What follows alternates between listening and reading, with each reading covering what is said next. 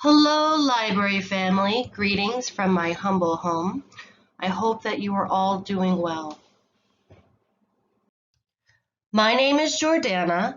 I am the adult librarian servicing the South Beach branch of the New York Public Library.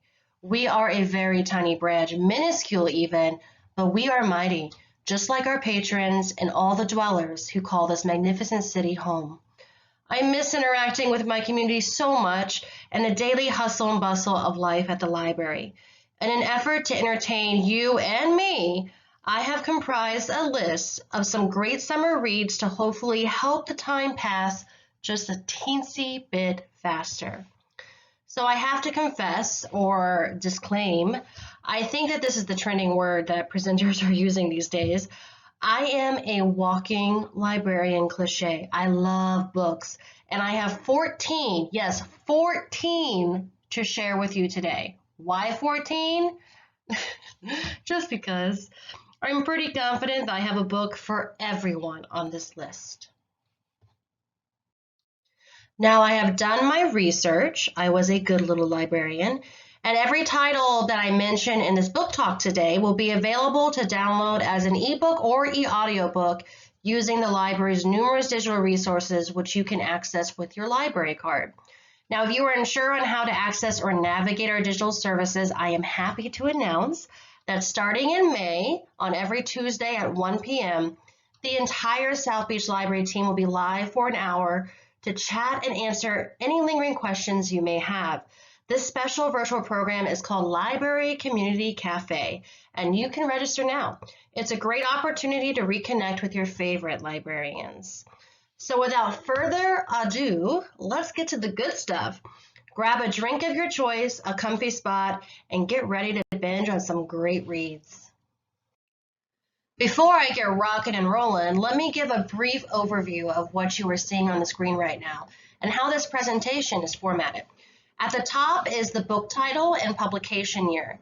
To the left of the cover photo is some quick reference points like the genre, setting, or a main subject heading. To the right, you will find a little mini review from notable peers in the industry, along with a little minion. And they're only there because I think they're cute. And at the bottom is pure literary gold. These are where the read-alikes live. If you recognize one of these books or authors, odds are ever in your favor that you will equally like the book that I'm talking about, and vice versa. To start us off is Something in the Water, a debut thriller by Catherine Steadman. This was her very first book released a couple of summers ago. It was a huge sensation. The marketing for this book was spot on, and she has since come out with her second book this past January called Mr. Nobody, which was also an instant bestseller. The short synopsis for this title from Kirkus Reviews is that while scuba diving in Bora Bora, fancy, honeymooners Aaron and Mark find something in the water that will test their marriage and imperil their very lives.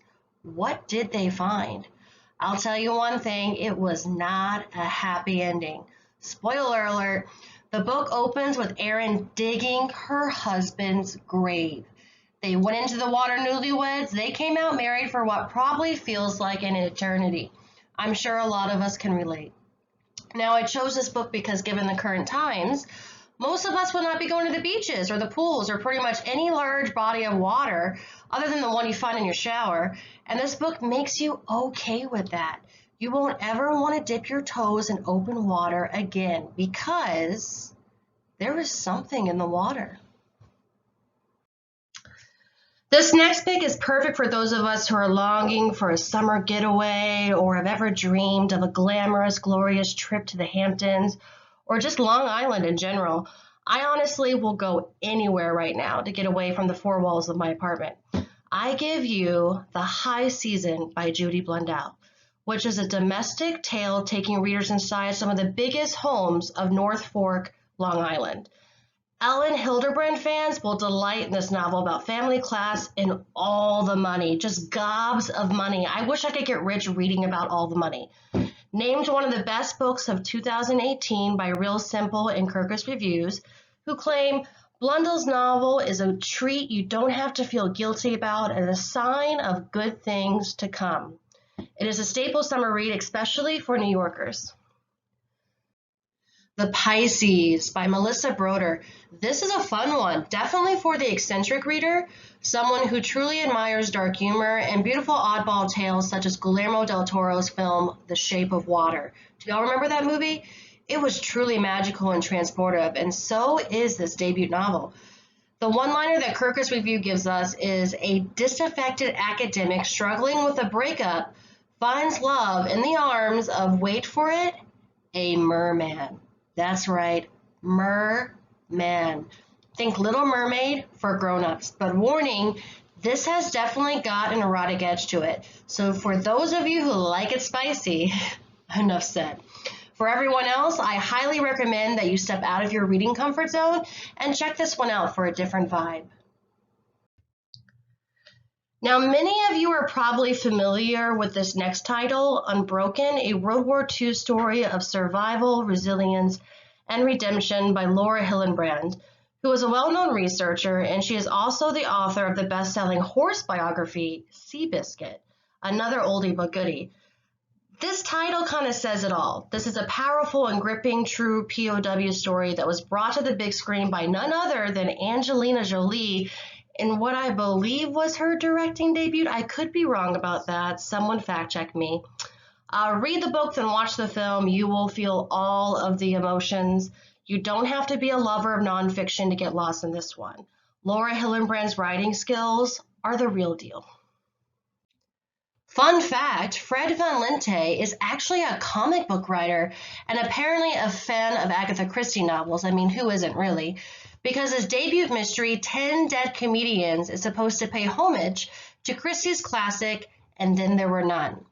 In his satirical version of the classic, a group of comedians are trapped on an island with no connection to the modern world. We're talking no cell phone service, no Wi-Fi, nada.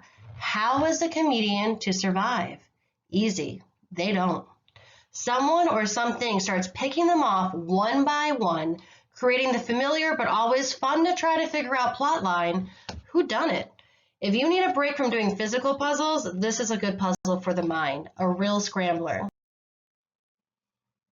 If you are a fan of Benedict Cumberbatch, then I suggest you get your hands on How to Stop Time by Matt Haig ASAP, because he is the star actor of the upcoming movie adaptation.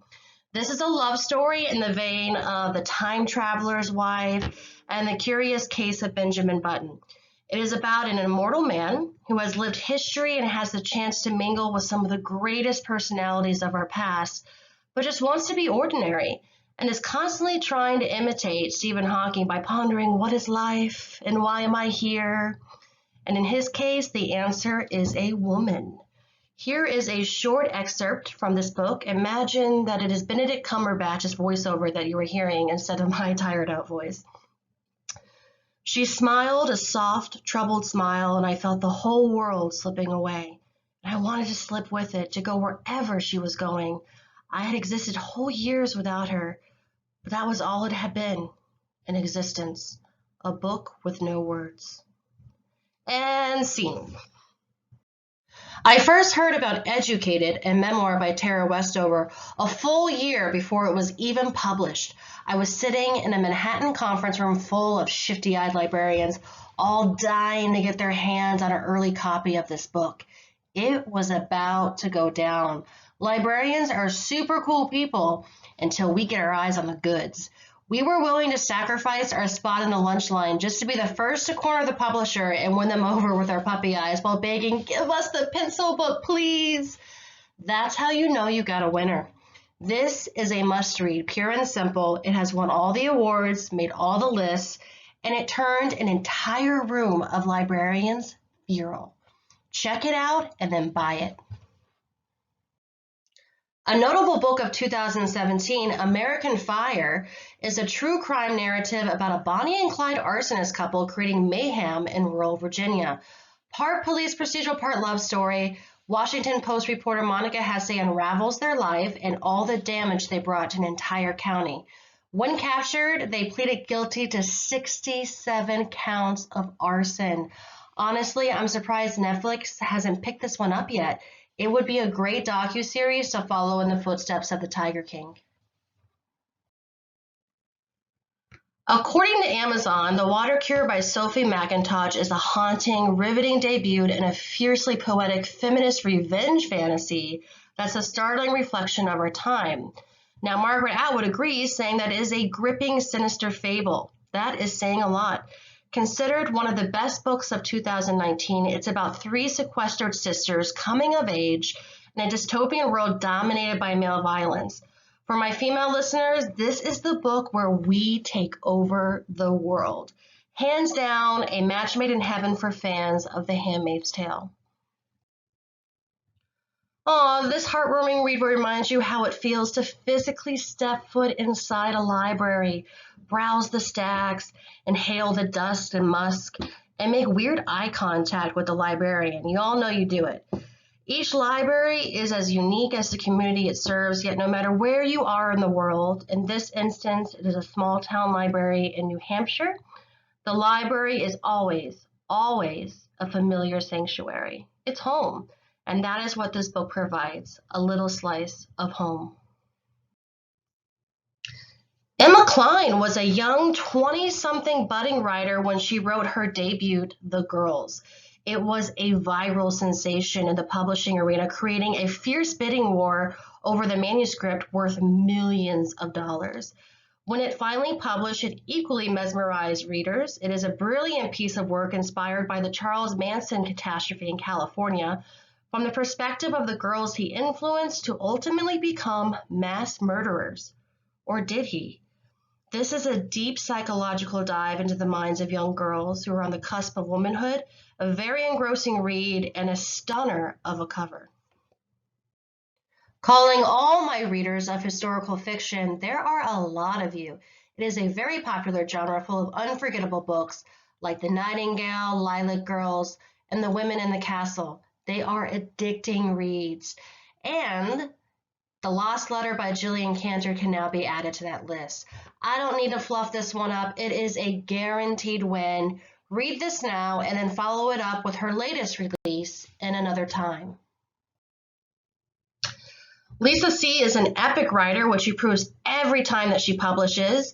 The Tea Girl of Hummingbird Lane is a moving novel about tradition, tea farming, and the bonds between mothers and daughters. If you like dabbling in anthropology and learning about other cultures and the dynamics of daily life in another part of the world, look no further. This is a gem. It is Pachinko's competition. If you read it and love it, the good news is that you can delve into the rest of this tried and true author's reservoir of astounding storytelling. She will not disappoint. Her well is endless. And last, but certainly not least, is Tangerine by Christine Mangan.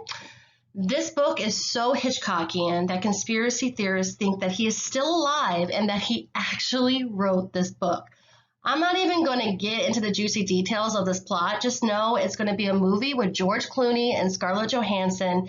Imagine them while you were devouring the pages of this expat thriller. And that is all, folks. Thanks for listening in if you made it all the way to the end. I hope that some of these titles piqued your interest and that they offer some light in this time of darkness. As Mason Cooley said, reading gives us some place to go when we have to stay where we are. Until we meet again, ciao, ciao.